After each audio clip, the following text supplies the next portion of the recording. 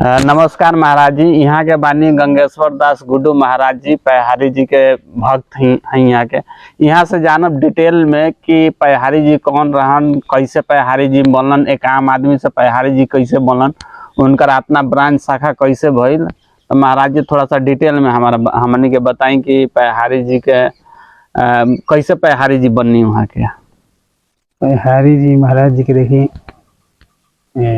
भोजपुरे में एक दुल्हिनगंज बा जी, जगदीशपुर थाना में पड़ला। जी जी, तो वही वहाँ के दुल्हिनगंज जन्म स्थान। जी जी, और सियाडी मतलब वहाँ का ममहर है जी, तो 12 बरिस के अवस्था में ही मतलब घर छोड़ के जी जी, और ये अनहारी जैसे विराटपुर बोलेला, हाँ हाँ, तो वहाँ जाके मतलब अपने गुरु के सेवा किए 12 साल। जी जी, और 12 साल सेवा करने के बाद मतलब जैसे वहाँ के चल गए नासरीगंज, हरिहरगंज बोल रहे। जी जी, तो सोन नदी के किनारे मुदघटिया एक जगह है, तो वहीं पर जाके 12 बरिस मतलब तपस्या किए। और 12 बरिस तपस्या करने के बाद तो वहाँ से तिलौथू गए महाराज जी। तो वहाँ मतलब महाराज जी के नाम जैसे श्री हनुमान देव स्वामी पड़ा, वहाँ के श्री गुरु महाराज जी के नाम श्री भजन देव स्वामी। तो मतलब अगला पीढ़ी में मतलब यही मतलब पैहारी जी के भी अवतार में थे। दूसरे अवतार में मतलब ये नाम पड़ल पैहारी जी। तो समय के अनुसार नाम बदल जाला, शरीर भी चेंज हो जाला।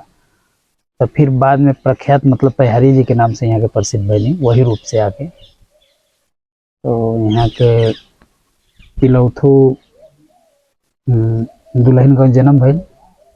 वहाँ के बाद से विराटपुर आके गुरु आश्रम सेवा कैनी। 12 बरिस सेवा कैले के बाद 12 बरिस तपस्या कैनी हरिहरगंज नासरीगंज में। और वहाँ के बाद पूरा जीवन मतलब अपन सेवा साधना में तिलौथू जाके अपन बितैनी। और लास्ट में 2005 में यही जून के महीना था, तो वही समय में गंगा दशहरा के समय में वहाँ का शरीर पूरा कैनी। अच्छा, उनके बारे में कहा जाता है कि उनको कुछ लोगों ने बहुत तंग भी किया, तो थोड़ा सा उसके बारे में बताएं, बिना जाति वगैरह का नाम लिए हुए, है ना। हाँ, वो तो मान के चलिए कि विराटपुर में थे, तो अपने गुरु महाराज जी के सेवा में थे। तो वहाँ के कुछ लोग जिसको मतलब उनके बारे में जानकारी नहीं था कि ये ऐसे महापुरुष हैं, तो कुछ लोग जैसे ना समझ के कारण कुछ लोग उनको तंग किए।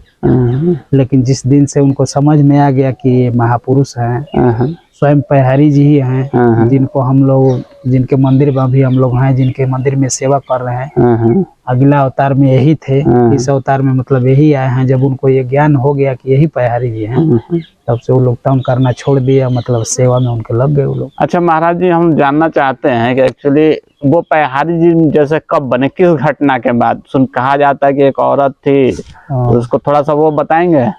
वो देखिए महाराज जी, क्या हुआ कि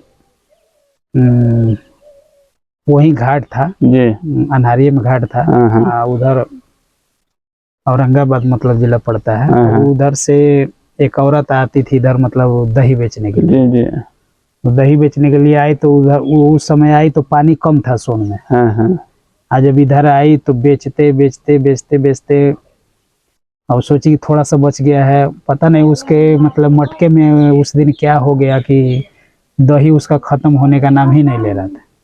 तो थोड़ा है बेच लें, थोड़ा है बेच लें, थोड़ा ऐसे करते करते उसको पता ही नहीं चला, दिन मतलब अस्त हो गया। तो जब शाम हो गया, देखिए अभी दही भी खत्म नहीं हुआ। तब सोचिए छोड़ो छोड़ो, हमारा एक छोटा बच्चा है घर पे रोता होगा। तब यहाँ आई तो अचानक देखी कि सोन में बाढ़ आ गया है। तो महाराज जी के आश्रम के बगल से ही घाट था। तो जब वो जाने के लिए सोची तो कोई नाव लगा था, लेकिन कोई मलाह नहीं था। इतना ज़्यादा पानी था कि अब शाम हो गया, रात होने लगा, रोने लगी वहीं घाट पे आके। तो रोने लगी तो महाराज जी अपने शिष्य को भेजे कि भाई देखो कौन सी औरत है, काहे रो रही है। एक महाराज जी के शिष्य थे श्री बनवारी महाराज जी। तो गए तो देखे, तो बोले कि महाराज जी एक औरत है दही बेचने वाली है, उस पार की है, इस पार आई थी दही बेचने, तो उस समय सोन में पानी कम था, अब बाढ़ आया तो अचानक बढ़ गया, तो उसका छोटा बच्चा है उस पार वो जाना चाहती है, रोती है। तो महाराज जी बोले कि ठीक है चलो आप रहिए यहाँ आश्रम में। तो महाराज जी गए, तो बोले कि क्या बात है बच्चा, तो वो बताई कि महाराज जी ऐसा ऐसा बात है।